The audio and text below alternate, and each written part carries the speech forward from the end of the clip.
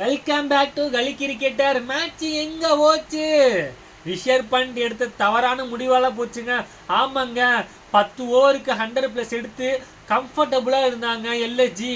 அங்கங்க ரிஷப் பண்ட் குறுக்க வந்தாருன்னு தெரியல.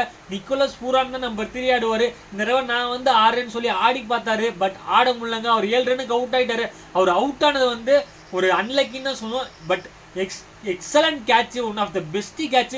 ஒரு பவுலர் அந்த மாதிரி கேட்ச் பிடிக்கலாம் லேசப்பட்ட விஷயம் கிடையாது. பட் என்னங்க பண்ணுறது, ரிஷப் பண்ணுக்கு நேரம் சரியில்லையா என்னன்னு தெரில. அந்த டிசிஷனும் தப்பாக போச்சு. அவரும் அவுட் ஆகிட்டாரு. அவர் 12 இன்னிங்ஸில் 135 ரன் தாங்க அடிச்சிருக்காரு. 27 கோடி கொடுத்து வாங்கின பிளேயர் இப்படி தான் பர்ஃபார்ம் பண்ணுறாரு. அந்த ப்ரெஷர் மணியா இல்லை மேனேஜ்மெண்ட் ப்ரெஷரா இல்லை ஓனர் ப்ரெஷரான்னு தெரில. ரிஷப் பண்ட் எக்கச்சக்கமான தப்பு பண்ணிட்டு இருக்காரு. அதில் இதுவும் ஒன்றா இருக்குது. திடீர்னு நம்பர் 7 போகிறாரு, திடீர்னு நம்பர் 3 வராரு. என்ன பண்ணுறதுன்னே தெரில. மிச்சில் மார்ஸுக்கு டாஸை வின் பண்ணி ஃபஸ்ட்டு எஸ்ஆர்எச் பவுலிங் போகிறேன்னு சொல்லி சொன்னாங்க.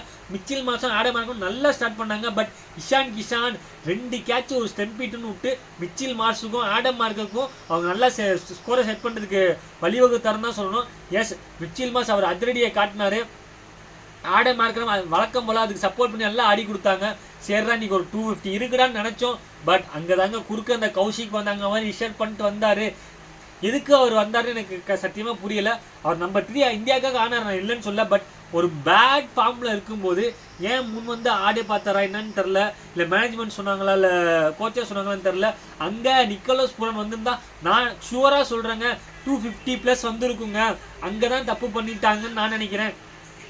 அது இல்லாமல் பார்த்தீங்கன்னா அதுக்கப்புறம் அப்துல் சமதா இருக்கட்டும், பத்தோனியா இருக்கட்டும், பெருசாக இம்பேக்டாக ஜொலிக்கல. நிக்கோலஸ் பூரான் 25 பாலுக்கு 46 ரன் அடிச்சிருந்தாலும் அது பெரிய இம்பேக்டாக தெரில.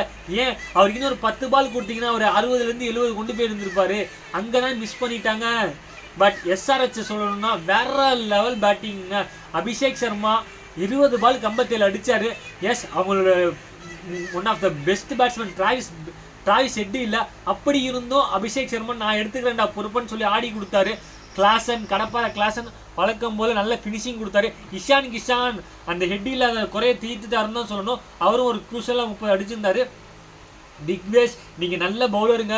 அதாவது இந்த டாடா ஐபிஎல் 25லேயே ஒன் ஆஃப் த பெஸ்ட் பவுலர்னு ஒரு சொன்னால் யாரும் ஒரு யங் எமர்ஜிங் பிளேயர்னு சொன்னால் திக்வேஷ்னு சொல்லலாம். பட் உங்கள் ஆட்டிடியூடை நீங்கள் கம்மி பண்ணி தாங்க ஆகணும். தப்பு மேலே தப்பு பண்ணுறீங்க. இந்த மாதிரி செலிப்ரேஷன் தப்பு. அவர் யங்ஸ்டராக இருக்கட்டும், ஒரு நல்ல சீனியர் பிளேயராக இருக்கட்டும், செலிப்ரேஷன் பண்ணலாம். நீங்கள் சைன் பண்ணுற முடியும், ஓகே. டாட்டா கட்டுறது வம்புலுக்கு. நீங்களும் இந்தியன் பிளேயர், நீங்கள் அந்த அடுத்த கட்டத்துக்கு போகணுன்னா கொஞ்சம் அதை கம்மி பண்ணி தான் ஆகணும்னு நான் நினைக்கிறேன். எஸ்ஆர்எச் கம்ஃபர்டபுளாக ஜெயிச்சுட்டு எல்எஸ்ஜி அப்படியே கையை பிடிச்சி இழுத்துட்டு போயிட்டாங்க. வெளியே போகலான்னு சொல்லிட்டு அவுட் ஆஃப் த டோர்னமெண்ட். இப்போ 4-5க்கு யார் இருக்கான்னு பார்த்தீங்கன்னா டிசி வர்சஸ் எம்ஐ. பொறுத்து வந்து பார்ப்போம் யார் பிளே ஆஃப்குள்ளே போவாங்கன்னு. இந்த வீடியோ பிடிச்சதா லைக் பண்ணுங்கள். ஐபிஎல் பார்க்க உங்கள் ஃபேன்ஸ் மறக்காம நம்ம சேனலை சப்ஸ்கிரைப் பண்ணுங்கள். Thank you guys.